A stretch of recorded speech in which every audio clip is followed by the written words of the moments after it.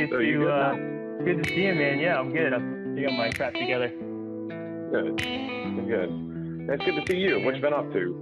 Been busy? Yeah, working on a project. Gosh, it's been, dude, 2017 is when I started, and switching developers and all kinds of stuff, COVID, you name it. So it's been a ride, but everything's working out for the best on the journey. So yeah, I'm excited, man. Maybe it's part of entrepreneurship. Maybe it's like that, the moment when you realize that you have the choice to do what you want to. You got savings. That's the key thing, right? You have Right. something to fall back on. But at some point you realize that you can make a go of it if you want to, and what is it that you want to do? And how does it mesh with your background, your skill set, your kind of your makeup, right? This really seems to mesh with my makeup really well. I love connecting people. I mean, that's one of my favorite things to do. Like I'm talking to somebody and they're telling me what they do or what they're trying to do, and I'm like, my Rolodex in my head is going, all the people that would be perfect to connect them with. And yeah, so the very first time I met you, like it was interesting because like that's exactly what you did. And the weird thing is that's what you asked of me too. It wasn't just that you did it. You're like, oh, and by the way, can you connect me with these 3 people? And so I think that's really what gets you fired up more than anything. But as you were just talking, I was thinking about, you were saying entrepreneur, being an entrepreneur, entrepreneurship, and you were saying, all of the things about it. And I had this thought that it really is an art, but the thought went beyond that. And the thought is not just that it is an art, but it is art. If you think about it, because dude, I love that. Yeah, because you're actually creating something. You just said, hey, I can do anything I want to do, right? So you got that blank canvas, and we think about art being, the blank page to write musical notes on, or a blank canvas to paint on. But entrepreneurship is an art, right? And there's people that do that art really well, but it is also art that we paint our story onto.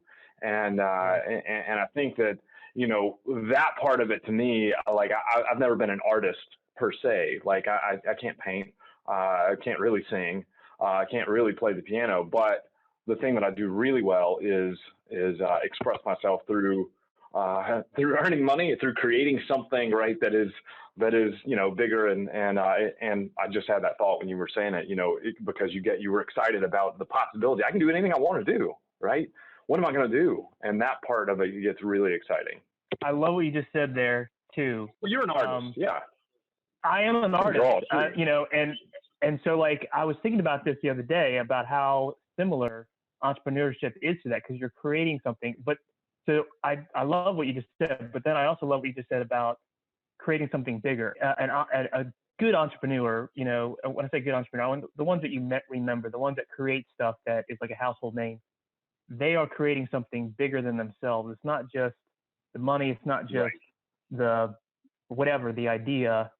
It's art, which is similar to art, where it's an emotional thing. You're into it. You're vibing with it. There's something that you're expressing, and expression means nothing in the middle of the woods by yourself. I mean, it kind of does to you, right. But like expression requires receipt of it from somebody else. And so I love what you said about creating something bigger. Yeah. Like acknowledgement, like, yeah, this is good stuff. Like it's just that human connection, that's similar in entrepreneurship, and art, good entrepreneurship, I think, and art. So like you're coming off of a big win of creating something bigger that serves a lot of people. I'd love to hear about it. How did, obviously I mentioned before this podcast, right. Love to hear how you got involved into entrepreneurship. And I know you had like an almost win or something, and whatever you feel comfortable sharing on that. Sure. Well, I like the question, and I had the chance to serve, and it's really interesting, as an expert witness in a case not too long ago. And I was deposed, and they asked me kind of that same question. And it was actually the defendant the defendant's counsel trying to prove that I wasn't an expert in my field. And so they went back through, and it was like one of the most uncomfortable times I've spent. And it was the first time I've done it. I'd probably be okay doing it again. But it was interesting because they went back through and they said, tell me about your education.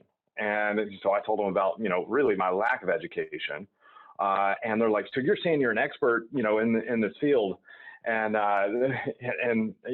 when you don't even have a college education, where did you graduate high school? Well, I didn't technically graduate high school. And they're like, wait a minute. So you're telling me that you're an expert in this field and you never even graduated high school. And so it's this whole thing where they're just hammering you the whole time. But it really made me stop and think about, where I've been and what I've done. And my story does start back when I was 14. Actually, it starts earlier than that, but the first company that I actually started, I was 14 years old. Prior to that, I was doing things that were my own company, but it didn't have a name to it. And so I would build birdhouses, and I would walk up and down the street and sell birdhouses to my neighbors who probably didn't like the birdhouses, but they couldn't tell, this, 11-year-old kid who had built this birdhouse no. And so they bought them. And so I thought it was awesome, and then at 14, I started mowing lawns, which I think is like every boy's story. At least that was my age, living in kind of the area that I lived in, and everybody needed a lawn mowed. And I would go out, and I had a push mower, and then I had a riding mower, and then I had a trailer to put the riding mower on. And my brother was older, and he could drive me to these gigs. And then one day, one of my customers, which was hilarious, I was 15 years old. One of my customers said, hey, do you know anybody that does tree work? And this theme you'll hear as I promise I won't take the whole time talking about this, but there is a theme that has been in my life that has served me well. And sometimes it's served me poorly, but it served me well. And at the time, at 15 years old, I asked them, I said, well, what do you need done? Right. And then they showed me this tree that they needed removed. And they said, we've got a quote from another tree care company, and it was like $600. And to me, $600 at 15 years old, who is getting $20 to mow a lawn, was like a month's worth of work. And I'm like, that's insane. Like, I can cut down a tree. And so I told them, I said, it'll be $400 for me to do it. And these insane people said, okay, to a 15-year-old, borrowing his dad's chainsaw and coming and cutting down a tree, which was right next to their house, and cleaning it up. And so it was, I look back at that now, and like, I've never said no to anything. I think I can do everything. And I think that's typical to an entrepreneur. They think they can do everything, and that's why they're able to do the things they do. And so I made $400. I paid a couple of my friends. We took what we figured out was a fortune, the $400, and we went right to the supermarket and bought steaks and went directly camping after that. And that was my first business, real business. And I'm like, this is a thing. I should be able to go do this for everybody. I just made $400 at 15 years old, in one day, and had to pay my friends $50 or whatever. And I thought it was great. And so started a tree care company at the time, and really was in that industry until about 2009 or 2010. So a good long while, like 25 years, really, and had a successful business, but it was just one of those things where it was very cyclical in nature as far as seasonal and that type of thing. And so, we would feast and famine, and if you didn't save a lot of money in the good months, you were starving in the bad months, and trying to keep good health, that kind of thing. I'm just like, I've done this for 25 years. I'm going to do something else, which I think is another key to most entrepreneurs. They get bored very quickly. 25 years was a long time, actually. And I had a couple of moves and a couple of different businesses during that time, but that's a long time. And most of the time you see that happening in about a 5-year stint where they're like, I'm bored, I've got to do something else. They may not say it like that, but that's what happens. And they go out and do something else. The artist theme plays right into this, the creator. Like if you're that, you have to create something new. Like you got to create something new, right? And maintaining is not an entrepreneur's job. Building is an entrepreneur's job. Maintaining is meant for other people that are probably better than us entrepreneurs, right?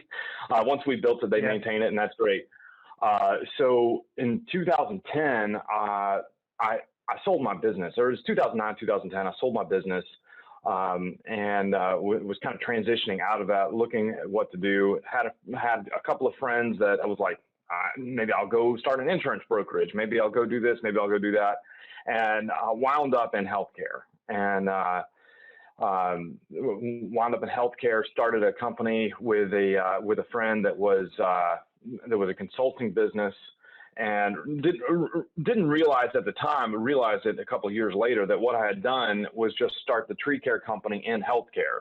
And what I mean by that is cyclical in nature. You have to you have to kill what you eat every day. You have to go out and make sure that those hours that you're billing are sold, customers are happy, that kind of thing. And it's a monster, and it's good margin, made good money, was happy doing it, and actually built some really good relationships with clients during that time. But it was one of those things where it's just not, number one, it wasn't scalable as an entrepreneur, and it was not really marketable as, the way we were doing it anyway, as a company. We couldn't have gone and sold the company. The company was worth the receivables and the goodwill that our customers had towards us, which is great, but it just isn't, it's not building wealth. It's a job, right? And so at some point, we decided to transition from that into software, which is more recurring nature and mailbox money, if you will. And so we started a couple of different things, one of which failed, before we saw the first dollar on it. And then the second thing we did was a patient communication tool. And that one hit pretty big. As a matter of fact, I think that company today has about 200 employees. It's probably one of the larger ones in the country right now, and just all around successful company. Now, my entrance and exit from that company wasn't as successful as it should have been, or could have been, but certainly it was a learning experience. And yeah, go ahead. Can you share how you, the genesis of it, like kind of, how did you back into that? How did you fall into that? Who'd you connect with? Yeah. So while we were doing consulting, I had 10 or 12 consultants on the road. I think I was managing everyone. I think I was doing the sales at the time for this consulting firm. And then I started actually deploying consulting hours as well. So I was out in the field, I was selling, I was doing everything, and we were making money. But we had decided to transition into more of a recurring model. So when that happened, we looked around at what could we sell into these clients. And like at the point that we were at with the consulting group, we had built such strong relationships with the client that we could do anything we wanted to with them. All we had to say is, hey, we need you to buy this thing. We were that type of consultant with them. I mean, I was almost an employee at 2 or 3 different groups, large groups around the Southeast. And so, it was just a matter of finding a product that we thought maybe would work for them. And so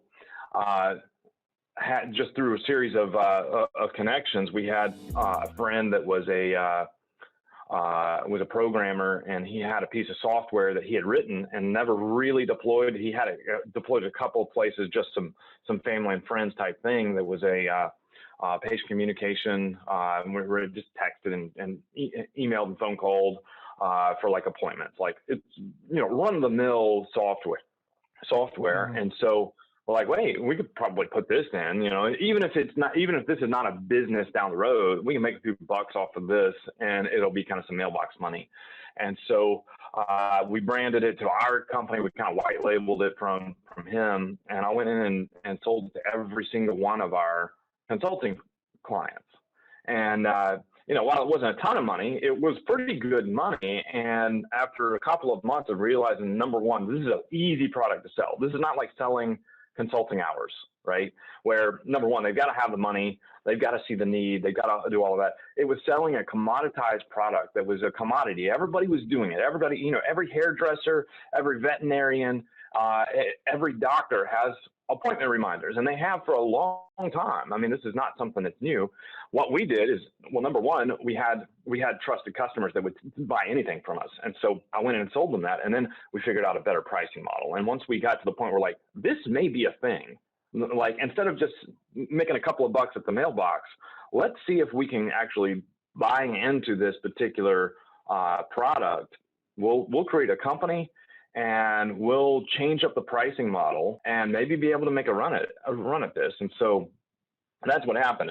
One of the problems during that process is I was partnered with what I considered a really good friend. And there was a lot of things, and this is, warning to those who will listen, like, there's only a few times in your life where you absolutely need to have paperwork done, and most of those times are when they're friends. When there are friends, you just don't necessarily do the paperwork. It's a handshake, a high five, and let's go do this thing, because there was no money involved to begin with in this, and that was really the start of a painful couple of years for me in this process. And so we bought into this company, and there were 4 partners originally, really 3 partners, and I was cut out. Didn't even realize it. There just wasn't any paperwork on it. And long story short, when the company started doing really well, and I started understanding maybe there needs to be some paperwork involved in this, it was way too late. And it can get hairy, kind of squishy, right, with relationships, because you don't want to offend the other person by talking about paperwork and putting it all down, and yet that's the very when you need to do thing that'll save the most. Right. Yeah, exactly. And wives are friends, and kids are friends, and all of that. And so there was all of that stuff that was happening at the same time. I'm like, this guy would never do anything to me that wasn't on the up and up. And he's probably thinking the same thing on the other side. Meanwhile, our goals were not aligning, and certainly our paperwork was not aligning. And once there was some money sitting on the table, which was a significant amount of money in a very short amount of time that was sitting on the table, we took a venture capital partner, and that was when I figured out that things were just not what they seemed, and it went downhill from there as far as the relationship goes. Now, the business itself, I stayed on until 2015. And the business itself did phenomenal. As a matter of fact, to the point where I bought back into the business. I had the opportunity to do that, which was, again, probably another mistake long term to have done, but is what it is now. And I have no regrets at this point in time. It's, it is, I'm in a better place and with a lot more knowledge than I would have been if I hadn't made those mistakes. Yeah, totally. I want to hear about the one you just came off of, but I want to go back to highlight so this business now is worth, I don't know. I would say a couple $100 million at this point. Okay. Genesis of it was, again, can you go back to that? It was a programmer that one of your connections knew, and you. Yes, as a matter of fact, the programmer was the IT consultant. So he was kind of had his fingers in a lot of pies, but he was an IT consultant for one of my consulting customers. And so, like, we had just built a relationship between us, because he was actually his maybe 2 customers that he was an IT consultant for. And so I would have problems on site with these things, and I would just call them up and talk to them. Hey, here's what we need. Oh, and I think even the one of the customers already had his product, and it was like they were in a really small area, and so they were almost kind of family. And so they had already put this patient communication tool in place there. And I'm like, what in the world is this, that's happening here? And so we kind of already had proof of concept prior to even saying, let's go out and sell more of this. We had, a current client that really liked the product, that was already on it. And this poor programmer guy, like, bless his heart, that's what we say here in the South. It's, he could program with the best of them, but he couldn't sell anything. And he didn't understand what he had. He knew that it would do what he wanted it to do, but he didn't know how that transferred into market value, and did the market actually value what he did. He knew he valued it, because he was just like, I'm tired of doing these particular things, and so I'm creating something that does it automatically. And that was kind of where he stopped. And he didn't know. And as a matter of fact, he sold that he sold part of that ownership for what was a very, very, very small amount of money. Very small amount of money. I probably shouldn't even say, but it was not even 6 digits. It was in the low 5 digits. I'll put it that way. That's amazing. Great story of being aware, making the connection, having the vision, and then putting in the work. Right now it's a couple $100 million. It's amazing. Hey, tell me about the latest one you're coming off of. So the 2014, again, going back to the consulting customers, one of the consulting customers called me, and we had not been consulting at that point for a year or two, and although we'd remained friends, and it was a doctor, and he had this one particular issue with his systems, and he needed help with it, and there was some reporting deficiencies in his system, and so he asked me if I could help, and I said, I honestly don't know. I really don't know, which was true at the time. And he said, well, can you try? And again, going back to that theme that's been present all of my life, my answer is always yes, right? I believe I can do it, and whether I can or can't, there's a YouTube video for most things that you don't think that you can do, but you can. And so I went and I think I duct tape and baling wired together a system that worked for them, and they were extremely successful, probably in spite, but they thought they were extremely successful because of what I had done, and they were super happy with it. And they made a bunch of money on a particular program. They got to the end of the first year and they were successful with it, which, by the way, I was doing it for free. This was literally a friend of mine that I had just, it was a consulting company. It was a consulting client that then became a friend, and we're still friends. And so he called me and he said, how much do we owe you for this? I'm like, I have no clue. I think I probably put, 500 hours, something silly. It was silly what I put into this project. And he's like, well, can we pay you? And I'm like, I have no clue what it's worth. Quite honestly, I just don't know. And I was uncomfortable with the situation because, again, I was talking to a friend, and he's like, well, we're going to send you $5,000. I was like, fine, whatever. I was willing to do it for free, but he's going to send $5,000. And so I took the $5,000 and it was all good and great. And then, so I was telling my friend, which you happen to know real well because it is you, about this whole process. And, and you said, Rob, I think this is a business. I said, no, it's not a business, Dave. It's not a business. This is just something I did. It's not sustainable. I can't keep doing this because I put in, it wasn't 500 hours. It was a lot of hours. It was every other week. I was spending probably 8 or 9 hours per weekend coming up with these reports in order to fulfill this thing for 6 or 8 months. The group themselves kept asking me, they're like, we need you to do this for us again this year. I'm like, I don't even, my wife, with me sitting at the dining room table, crunching spreadsheets, was not super happy with this every other weekend. And I'm like, I don't know that I can continue this, especially not for the $5,000. It certainly wasn't worth it for that. It was more about just being able to do it and helping a friend out. And so I don't know if you remember this, but you're like, Rob, this is a business. I'm like, no, it's not. Probably for a week or two, you're like, Rob, this is a business. I'm like, no, it's not. And then finally, I'm like, okay, maybe it's a business. The irony of it is, my background, I wasn't doing it at the time, but my background was in selling, tools for application development, database administration, all that stuff. So when I see, what you're doing, pulling reports from, the back end, right, to deliver, dashboards and those types of things. I mean, here I am a happy mint, Quicken user with a background in, pulling data. Yeah. So for me, when I saw what you're doing, I was like, and we're just going to suck that bad boy out and automate that thing. So you're not spending hours on it. Right. And then we're just going to duplicate it.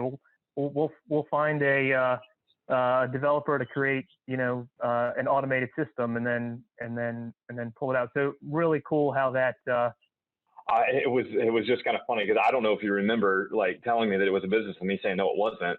This happened several times. It wasn't one time. Do you remember I had that chalkboard wall that I would write stuff up on. Our very first conversation, we were drawing it out is on that wall, and so every day I'm looking at that wall, and I'm like, dude, like, we got to do this thing. This is so doable.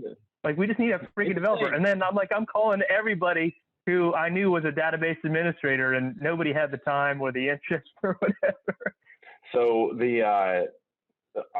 you said, let's put a pitch deck together. And here I am, like, I've been a lumberjack all my life, really up to this point, done a few little things in healthcare, have a little bit of a resume in healthcare, but I don't understand the world of investor pitching and pitch decks and that type of thing. And so you're like, Rob, we can get money for this, right? There's investors that will pay good money to have guys like us go out and create this thing. Like, let's do this thing. And I'm like, all right, I won't say dragging, kicking and screaming, but I wasn't a willing party necessarily. I wasn't unwilling. I was just a reluctant party. How about that to this process? And so, and by the way, after I had told the group that I had served the year before, all right, we're going to start a business. Yes, we'll try to service you this next year with the same type of design and software. Just give me a little bit. I've got to go out and create a pitch deck and do that kind of thing. So meanwhile, we take about a month doing that. We both had full-time jobs. And after about a month, my friend calls me, this doctor calls me, and he's like, hey, so do you have the software done yet? And I think he was serious. I don't think he was joking. I think he was serious because he thought that you could just go out and create software that quickly and that easily. And I'm like, no, I haven't even started. I'm putting together a pitch deck, and like I'm going to go out and find some investors, and like we're a long way off from having software. And he said, well, what do you need? Do you need money? And I'm like, well, yeah. I mean, that's kind of what I need. And he said, okay, well, why don't you come talk to us? Like, we're investors. And so that was like on a Tuesday, and he's like, come to our board meeting on Friday. And I'm like, all right, I'm going to come to your board meeting on Friday. And so at the time, we didn't even have a company name. We didn't have an LLC. Thank you for tuning in to the Icebreaker Reel. For part 2, please check out the next episode.